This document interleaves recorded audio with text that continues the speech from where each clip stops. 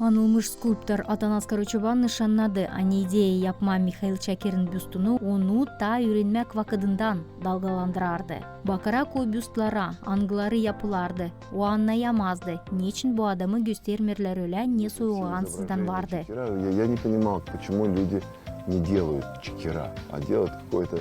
Görerken Чакирин скульптураларını anlayamardım. Niçin insan yapmır mahsus onu? Ama sadece bir damla benzeyen bu adama. Niçin ki Çakir'de o kadar çok surat özellikleri vardı. Yapayım bir şey kendim çoktan düşünmekler vardı. Ama sansın naşisa yetişmezdi. Была всегда мысль, но вы знаете, хорошая мысль, она передается через флюиды. Onuştan Kıpçak köyün primarından büstun yapılması için teklifi kabul edip büyük havezle kayıl oldu. Kalardı sadece anlaşma nerede bulunacak hem hangi materyaldan yapılacak. Я понимал, что если пойдет речь о очень дорогом материале, не потянет ни бюджет. Ben anlardım hani lav giderseydi pek pahalı materyal için bütçetten para yetişmeyecek. Onuştan biz mramor ayırdık da iş başladı. Искусственном мраморе.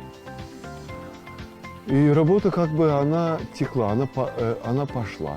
Skulptör paylaşır, anmak taşını yaparken savaşardı aydınlatıcının hepsi benzeyen özelliklerini hesaba alma. Легкая улыбка, есть одна фотография, очень знаменитая.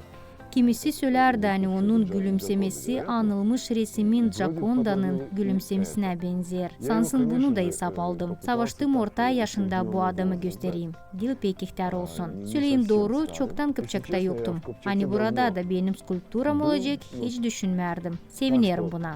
В Кыпчаке тоже будет моя скульптура. Я этому рад. Так получается у меня в Камрате, в Бешалме и уже здесь. Yardımcı Atanas Karaçoban'a genç Gagavuz skulptörü Piotr Kapaklı oldu. Onun laflarına göre iş 2 haftanın süresinde uzandı. Я думаю, мы этого Михаила Чакира показали такого, какого он был в действительности, волевой, очень много. Ben düşünüyorum hani Mikhail Çakir'i gösterdik öyle ne soyu vardı. Çok iyi işleri hem aydınlıklı o bizim halkımıza getirdi. Onu öyle bilirlerdi. Skulpturayı Beşalma'da Zanat Evi Ustacılık Okulu'nda hazırladık. Bu dil ilk benim işim Atanas Karaçoban'la beraber. Kodullanırım. Hani beraber çalıştık. Da ansızdan gördüm ne soyu skulpturayı yapar. Для меня очень большая честь работать с таким скульптором, видеть вживую, как он ваяет.